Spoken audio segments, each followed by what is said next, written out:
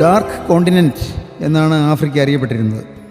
ഇരുണ്ട ഭൂഖണ്ഡം, പരിഷ്കാരമില്ല, സംസ്കാരമില്ല, വിദ്യാഭ്യാസമില്ല, മനുഷ്യമാംസം പച്ചന് തിന്നുന്ന ആളുകളുണ്ട്, മനുഷ്യമാംസം വേവിച്ച് തിന്നുന്ന ആളുകളുണ്ട്, കിരാതവർഗം, കാട്ടാളന്മാർ, നീഗ്രോകൾ.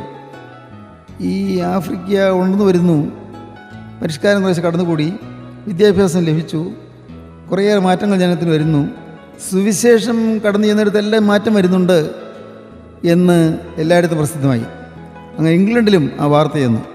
ഇംഗ്ലണ്ടിൽ നിന്ന് ഒരു മാന്യായ മനുഷ്യൻ, അദ്ദേഹം ആഫ്രിക്കയിൽ ചെന്ന് അവിടെ ഈ കാട്ടുജാതിക്കാർക്ക് വന്ന മാറ്റം കാണാൻ ഒരു ഗവേഷണ പഠനത്തിന് വേണ്ടി പ്രയത്നിച്ചു. ഒരു നീഗ്രോ കുടിയിൽ ചെന്നു. അവിടെ ഒരു വൃദ്ധയായ നീഗ്രോ സ്ത്രീ മാത്രം ഇരിപ്പുണ്ട്. അവരെന്തോ വായിച്ചു കൊണ്ടിരിക്കുന്നു. ഉടനെ ഈ മനുഷ്യൻ ചോദിച്ചു, നിങ്ങൾ എന്താണ് വായിക്കുന്നത്? ഞാൻ ബൈബിൾ വായിക്കുകയാണ്. ഓ, ബൈബിൾ വായിക്കുന്നോ? അതെ, ഞാൻ ബൈബിൾ വായിക്കുകയാണ്. അപ്പോൾ നിങ്ങളിപ്പോഴും പരിഷ്കാരമൊന്നും ആയില്ലല്ലേ? ഞങ്ങളിവിടെ നിങ്ങളുടെ കേട്ട് നിങ്ങൾക്ക് സംസ്കാരമായി പരിഷ്കാരമായി എന്നൊക്കെയാണ്. പക്ഷെ നിങ്ങളിപ്പോഴും ബൈബിൾ വായിക്കുന്നല്ലോ. ഇതുവല്ലതും വിജ്ഞാനവും പഠനവും വിദ്യാഭ്യാസവും ഉള്ളവരും വായിക്കുമോ ബൈബിൾ? ആ സ്ത്രീ ചാടി എണീറ്റു. ഈ മനുഷ്യൻ്റെ നേരെ വിരൽ ചൂണ്ടി, സായിപ്പേ, നിങ്ങൾ പറഞ്ഞില്ലേ ഈ ബൈബിൾ അത് പഴഞ്ചൻ പുസ്തകമാണെന്ന്, ഇത് മുഴുവൻ വിശ്വസിക്കാൻ കൊള്ളില്ലെന്ന് പറഞ്ഞില്ലേ?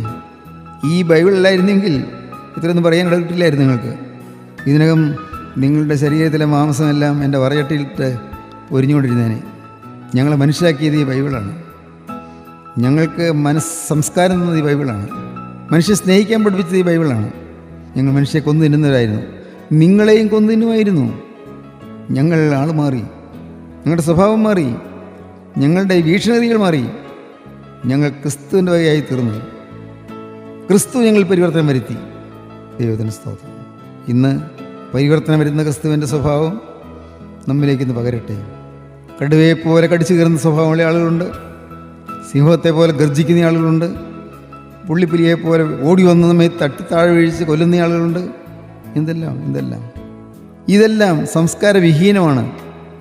മനുഷ്യൻ വിദ്യാഭ്യാസത്തിൽ വളർന്നു, സംസ്കാരത്തിൽ വളർന്നു, പക്ഷേ മനുഷ്യ ഹൃദയത്തിൽ സംസ്കാരം വന്നില്ലെന്നുള്ളതാണ് സത്യം. കൊല്ലും കൊലയുമുണ്ട്, കവർച്ചയും കളവുമുണ്ട്, അശുദ്ധ ജീവിതമുണ്ട്, മദ്യാസക്തിയുണ്ട്, വ്യഭിചാര ജീവിതമുണ്ട്. അതിനൊന്നിനും ഒരു കാര്യത്തിലും ആർക്കും ഒരു വിമുഖതയില്ല. എല്ലാവരും തിന്മകളിൽ ജീവിക്കുന്നു. ഇങ്ങനെ തിന്മകളിൽ ജീവിക്കുന്ന മനുഷ്യരുടെ ഇടയിൽ ക്രിസ്തുവിൻ്റെ വചനം മൂലം ഒരു മാറ്റം ലഭിച്ച ഒരു വ്യക്തിയായി നിങ്ങൾക്ക് തീരണമോ?